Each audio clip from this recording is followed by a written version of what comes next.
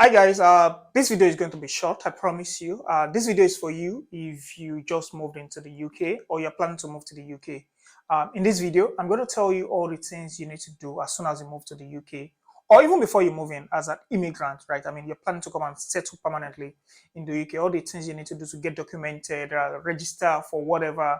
I mean, just to get your name on every area as possible so that you can get documented as quick as possible when you enter the UK. Yes, please.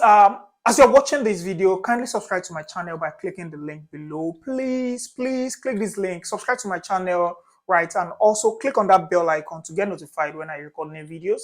And not just that, comment, like, and share this video with people in your network so that they can benefit from all the information I'll be sharing in this video. Okay, so for most people that are moving newly to the United Kingdom, right, the challenges for them include where they want to live, how they can easily rent house, how they can open bank accounts, and all of that. So this video is to help you, right, navigate how you settle in the UK, right? Most of the challenges that I faced personally, I mean, I wouldn't want anybody to face that. So that's why I'm doing this video, to make it easier for you to know what to do, right?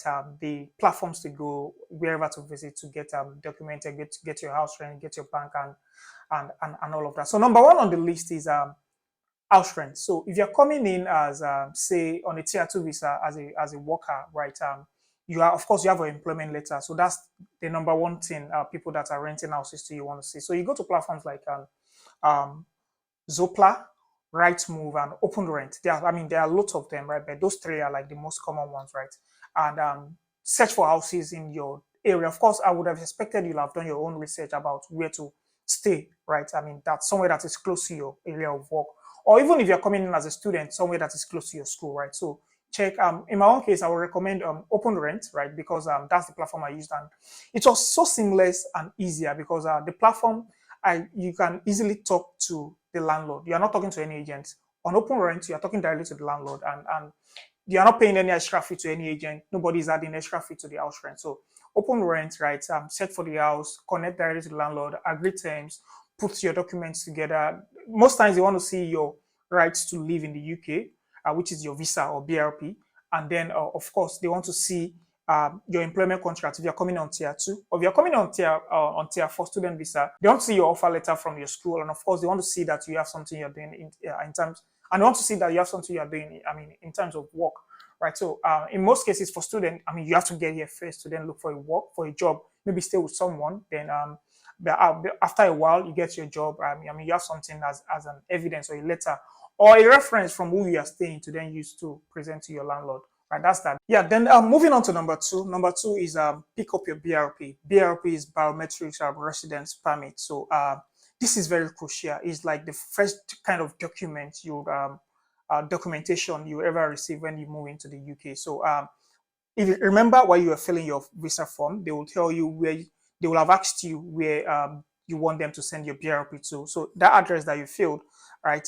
They'll tell you to go to the post office close to that address to pick up your BRP as soon as you land. They tell you within 10 working days. In my own case, I think I picked it up on the 4th or 5th day after I landed in the UK, and that was picked up at the post office close to where I landed in Leeds. Yes, your BRP is very important because it shows the kind of visa you are on in the UK. Is your number one identity card in the UK. Even when you're traveling outside the UK, you need to go with your BRP so they can allow you in. Open a bank account, right? That is that is very, very important, right? And when you come in newly, you want to start with digital banks like Monzo, Starling, Revolut, Monese, right? So these and etc. So these are digital banks that allows you to easily from the comfort of your phone, right? Quickly open a bank account, right? Just so that you can start doing transactions and also get documented. You don't chase the big boys like Barclays, HSBC. I mean the regular bank accounts here, because you don't. I mean, when you come in newly, you don't have all the documents they're asking for. They will request so many documents that you don't even have yet. So start with all these digital banks that allows you to easily, right, open up a bank account. I used Monzo in my own case, and I mean, right from day one, I was able to start transacting. I mean, depositing money that I came with from Nigeria and all of that. Yes, then the number 4 on the list is apply for NI. NI is national insurance, right? It's a very critical documentation you also need in the UK. You're coming on the student visa or student visa tier 4 or tier 1 visa in my own case, right?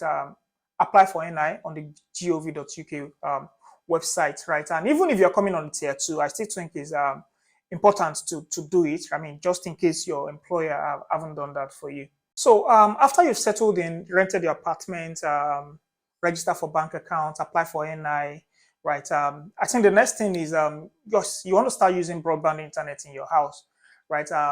And as you're coming in newly, most of these guys would want to see a documentation where you stayed in the UK for three months, I think, right?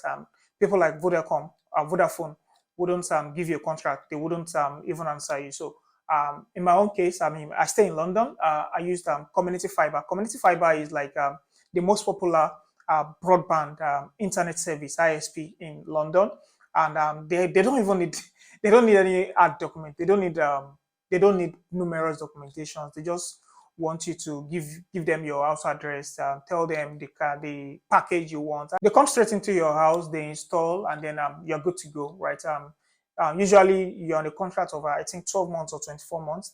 I mean, depending on the kind of service you've picked up, right? Apart from community fiber, you have TalkTalk, you have BT Mobile, you have Sky Broadband, you have Vodafone, you have Virgin, you have O2, and all of them. So just pick whichever one is convenient for you, right? And number 6 on the list is phone contract. So as soon as you move in, there are so many, they call them offline stores, where you can just walk in and buy a SIM card for as cheap as sometimes £5, £6, £10, and all of that, depending on the network you want to go for, right? So, I mean, I don't think you really need any kind of documentation to buy a SIM. Just buy that SIM, put it in your phone, right? And then start register with all your details, your address. I mean, that's where you then do the proper registration.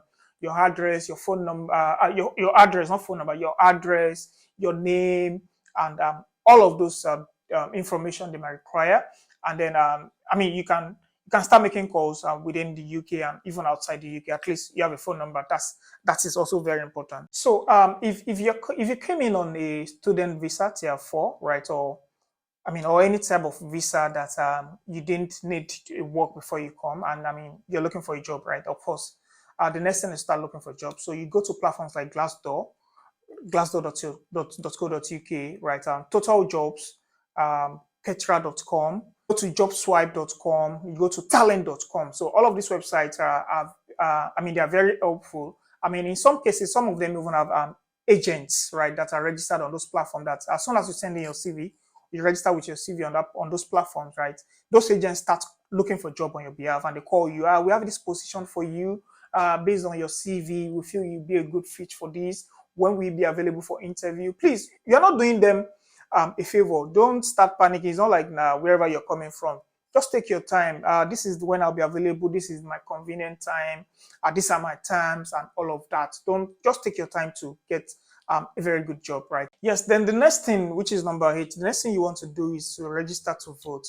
What's the essence of registering to vote? Number 1 is increase your credit rating. According to Experian, by just registering to vote, your credit score increases by 50, right? So ensure that you go to gov.co.uk website, right? I'll put the link on the screen where you can easily register to vote within your locality whenever the election time comes, right? And another essence of this is just try as much. I mean, all of these things I'm saying is just to try as much as possible to get documented in everywhere. Enter the system. Let your name be everywhere. Yes, so register to vote. That is very important, right? It doesn't matter, I mean, wherever you're coming from, as long as you have the right to live permanently in the UK. It doesn't matter your nationality. You can register to vote. Then number 9 is register with credit rating agencies, CRAs.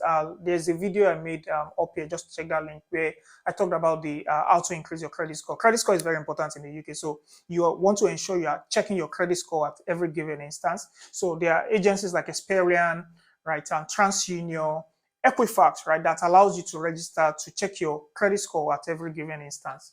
So register with at least 2 of the CRAs. Number 10 is register with a GP, general practitioner. So you remember that money you paid as IHS fee, all those your health insurance payments you made before you travel. This is the time to start utilizing them, right? Register with a general practitioner so that, whenever you need their medical attention, you can easily walk into any of the hospitals you've registered with in your area, right? That's written on the screen. It is very important because your health is your wealth. Then number 11 is register for council tax. Council tax is very important. That's something anybody living in the UK cannot run away from. It is a payment that you make on a monthly basis to the government. They use in servicing whatever amenities you have in your community, right? And it's paid by every flat or every household. So register. If you can get some of these details from your landlord or your landlady or wherever you are renting the apartment from. Most cases they tell you to go to the gov.co.uk website to go register yourself, or just change the details. Right? In most cases, they will ask you, "Are you just moving to this apartment, or you've been living somewhere before," and all of that. So register to start paying your council tax. Yes, for council tax, right? The payments depends on the band you are on. Depending on your area, wherever you stay. Just input your postcode. They'll tell you how much you're supposed to pay. And then the next on the list is apply for TV license. If you're going to have a TV that will play in live programs, right, or you want to be watching YouTube live, right, you can't run away from paying for TV license. I've heard cases of people trying to beat the system, trying to cheat the system. And not paying. That is not advisable. You don't want anything that will dent your record in the UK. So as long as you have a TV, you are going to watch, or you are watching live, anything live, you are watching YouTube live, right? Or you are watching any program that is live, or football, or whatever it is, on the TV, or the local TV, of course, you're going to apply. You're going to be paying council. So you're going to be paying TV license. And in most cases, that is like they give you the option of paying one-off for a year. I think in some cases, £100, £99, depending on your area, right? And in some cases, they give you the option of paying it quarterly. And then number 13, as soon as you move to your new house, right, you want to check the bills, existing bills, and ensure that you are transferring ownership properly. Because in most cases, the person that was staying in your house before when they move to a new house, they will go register on all these service providers afresh and tell them they've moved houses, right? So for your gas, electricity, water, right? Internet, right? Just ensure that as soon as you move in, go to their website, tell them you just moved into this house, you are the new occupant. This is the reading, submit the meter reading. In most cases, the electricity has meter reading. Tell them this is the meter reading you met there, and this is how you want to be charged direct debit for every payment. This is how much they're going to be taking, and all of that. Just ensure you are documented properly in the UK. So number 14 is then to open proper bank accounts. So this is assuming that, of course, all of these things that I've listed above, you've done them, you've moved into your new house, you've paid at least for the first few weeks, maybe first 2 or 3 weeks, or even a month, you've paid bills, right? So you now have an utility bill in your name and an address that is in your name. That is like the very important thing on this normal banks ask for, like HSBC, Barclays, Lloyds Bank, Santander, right? Natwest, Standchart. Just pick any of these banks you want to register with. So go there with your utility bill, yes, house rent payments, and your other documentations that they require. Sometimes they also require your BRP, anything that they request. I think you should have them now at this moment. Just open a proper account. You can still be operating with your Monzo or any other digital bank account you've opened. At least you have two bank accounts, one regular and one digital bank. You can receive money in your digital bank and make the standard bank account like your savings, where you just transfer all of your money to start saving, right? And also ensure that I'll add this as a tip. Ensure that you set up a direct debit for your house rent payment. You don't want to miss any bill. Like I said in my previous video, ensure not to miss any bill. Set up direct debit for all of your bills, basically, right? So that at the end of the month or any period in time that you've started accumulating your bill, you start taking that money automatically from your bank account to the service providers. It saves you a whole lot of stress also. Yes, and then the last one is apply for provisional driver's license, right? So in the UK, they give what they call provisional driver's license, which is what I think what we call is similar to the learner's permit, right, in Nigeria. So when you move in, I think after 3 or 6 months, you can apply for the provisional driver's license, right? Which they then give you, right?